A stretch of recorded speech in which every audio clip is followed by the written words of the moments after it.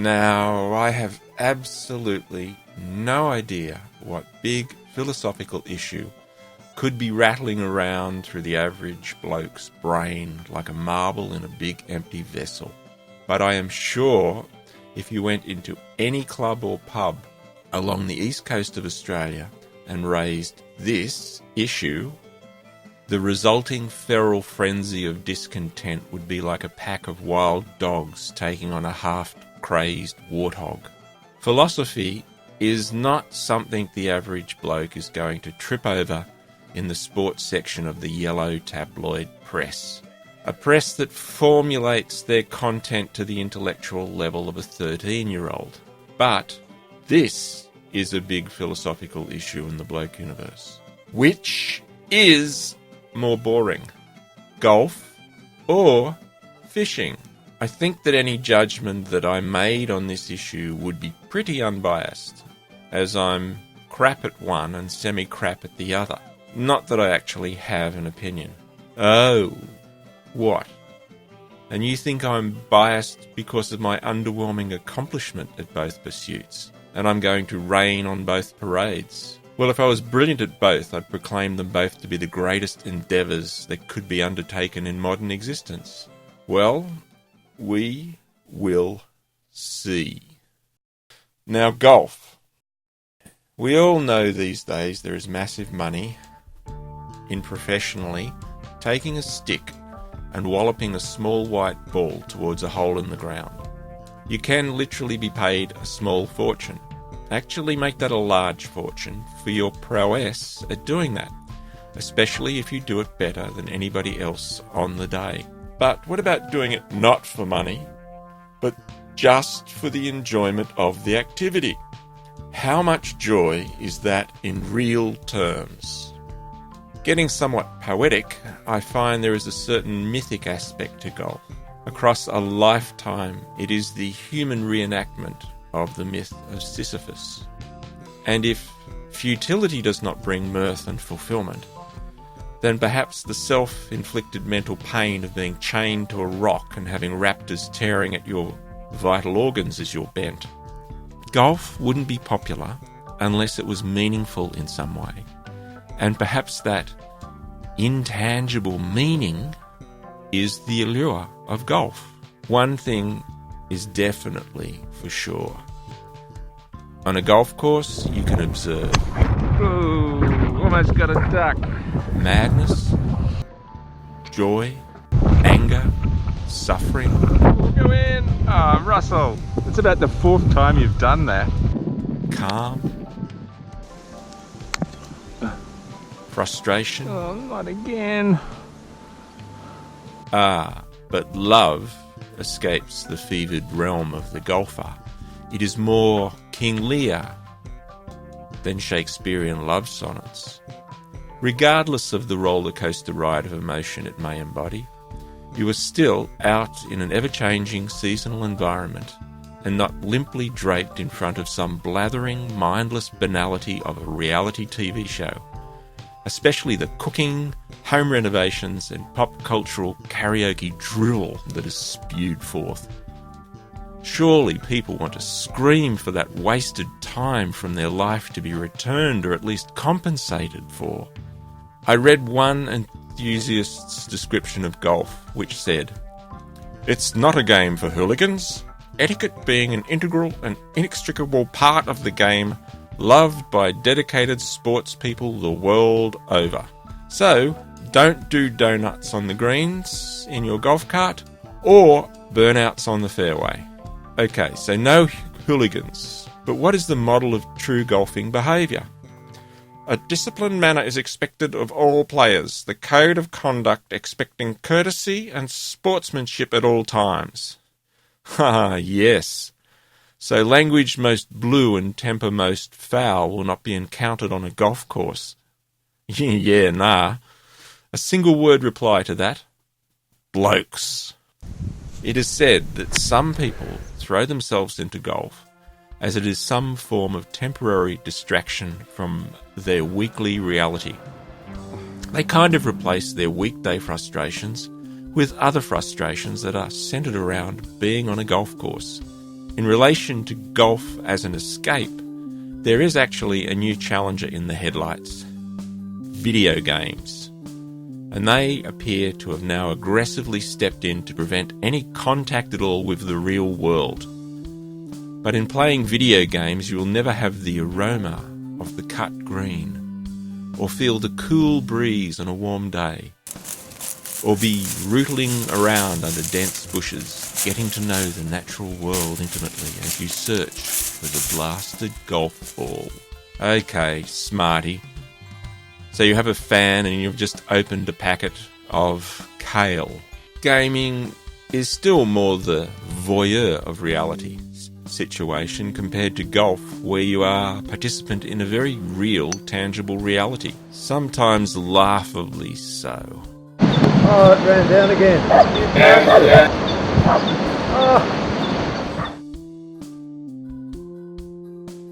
Though that ache in your knuckles from holding the club would have a virtual reality gamer defensively making a comparison to that ache in the wrists from sweatily clutching a mouse. Remember, walking can never be overrated. And for any golfers offended by anything I say, don't send your death threats to me, send them to this place, as they allegedly invented the daft sport of unforgiving infuriation. So for an awful lot of Australians though, golf simply isn't an entertainment. It actually seems to provide their lives with some sense of meaning and purpose, other than tending their garden as if tending their own burial site. A digression. Yep, another digression. Fishing can wait. Australia! How fair is it? Well, our market-based society is dominated by the narcissistic, freebooting, free-market corporate elite who bellow through their corporate media megaphone that if their wealth increases exponentially, then every person will be better off. Except that is one massive shell and pea game. The market isn't fair, just and equitable. It can't be, and it never will. Corporate theology defends the market pyramid with a minuscule mega-rich tip and a massive struggling base. It claims the richer the tip gets, the better off the base will be. Of course, there is no real example anywhere in the world of that being the case. As the elite get richer, they seek to suck more out of those on the bottom and ideologically defend their position on the top. Politicians are there to serve and protect the market paradigm, and thus defend those who benefit most. They tell you that you need to make your low-end role in the game meaningful, and you need to learn how to love what you are doing while eternally increasing your productivity. So if you're going to be exploited and at the bottom for 40 years, embrace that and learn to love it. How good is the bottom? Now, fishing. The different types of fishing fundamentally form a strict caste system, from the Dalit or bait soakers, up through the lure fishers to the esteemed fly fisher folk. There is a strange physical conundrum that fishing embodies. Some people think time is linear. It ticks over at a set rate like a metronome. Well, fishing proves Einstein's suggestion that time is rubbery and can go slow or fast depending on where you are. Believe me, you can be out fishing and time slows down so that seconds are pulled out to minutes. It's the waiting. Just like at places where you go to get a motor vehicle registered, they also have this cosmic power to slow down to a treacle rate of movement, time, and your existence. Then you strike the times when fishing deliberately speeds time up to snatch your joy from you just when you are about to savour it, like a child having a treat snatched from them before they can get it to their mouth. The bludgers turn up and start biting, and it seems like minutes have passed, when it's probably hours, and suddenly you have to leave the stage without a curtain call. If Einstein had been a fisher person, it wouldn't have taken him so long to link relativity, space, and time. And unlike golf, fishing isn't frustrating. Yep, and cities never have traffic jams. Just miscast and hang up a $25 lure in the branches of a tree, and the more you yank on the fishing line to pull it free, the deeper it becomes a permanent part of the canopy of that tree. Or clamber for an hour and a half across a razor-sharp moonscape to get to a fishing spot on a remote headland, and discover when you get there you have left the fishing reels at home, and there's no way your dear mate is going to share his solitary reel. The cost-benefit analysis of fishing. Well, simply, for a single year, add up all the hours that resulted in success and compare them to all the hours that dragged you into failure. Now a musical interlude by the Big Possum String Band. They said I could put some of their music in the video. They are brilliant. You must track them down. Come all you booze fighters if you want to hear about the kind of booze that we sell around here. It's made from buckwheat, rye, and corn, and all bottled up in some barn. And the Lamb will lay down with the lion after drinking this here moonshine. No, we don't give a damn for the Volstead law. For prohibition we don't care at all. It's made way back in the swamps and the hills where there's plenty of moonshine still. And the Lamb will lay down with the lion after drinking this here moonshine. One drop will make a rabbit whip a bulldog. One drop will make a cat chase a wild hog. Make a bullfrog spit in a black snake's face, and a hard-shelled preacher fall from grace. And the Lamb will lay down with the lion after drinking this here moonshine. Tip up your head and take a little drink. For the next week you won't be able to think. Next thing you know, you'll be feeling kinda tight out on the streets trying to raise a fight. So you tip up your head and you drink a little more. For the next month you'll be feeling kinda sore, and then you swear you won't drink it anymore. But you've said that 1,000 times before. And the Lamb will lay down with the lion after drinking this here moonshine. A comparison perhaps between the two. Frustration, angst, self-loathing in golf can be instantaneous, as can overwhelming joy. In fishing, that frustration can take hours or even days to be fully realised. The instantaneous pain of a golf shot versus the slow accretion of suffering with fruitless waiting or searching for the fish. With golf, failure can be palpably instantaneous. With fishing, it could take a few hours or even a few days to realise failure, much like Test cricket. With golf, one day you can have a fabulous round and the next day wade into severe catastrophe. In fishing, catastrophe can go on for months. One important point about both is that they embody a skill set that demands accuracy, consistency and control. At least that is if you are a lure or fly fishing person. If you're a bait soaker, the most important skill is buttock orientation so the hemorrhoids are relaxed and comfortable.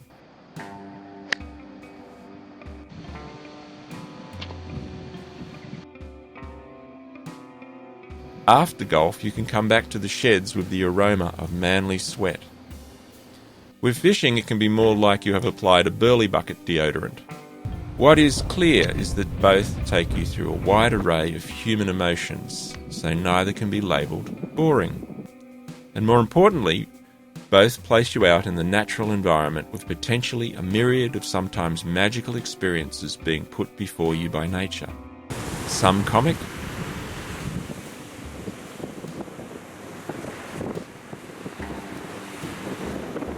some enthralling, some eye-catching, some uplifting, but all worth the effort of putting yourself in a position where you could encounter them. one important tip in relation to the whole golfing experience. Once in the club after a round of golf, you have to be careful you don't get caught out sitting at a table with golfers. That is why I take one of these with me. It can get you out of the torture of a situation that is the equivalent of listening to the Federal Treasurer's budget speech, as ardent golfers orate endlessly on the sole topic of golf. It also comes in handy if the situation arises where you have to deal with zombies, or the kissing cousins of the living dead, radio shock jocks, or neoconservative media celebrities with their opinions from beyond the grave. How about another musical interlude from Big Possum String Band? These guys are superb.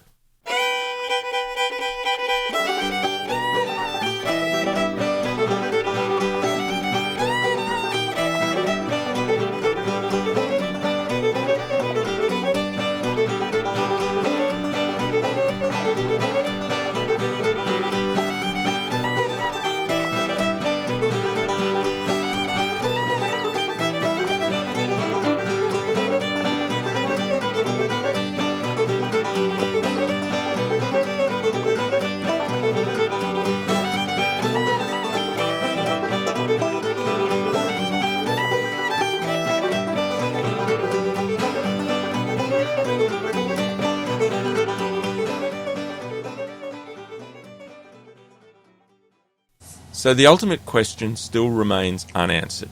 Which is more boring? And I need to address a verdict. A big verdict. So, which is more boring? Golf or fishing? Well, it's pretty damned obvious that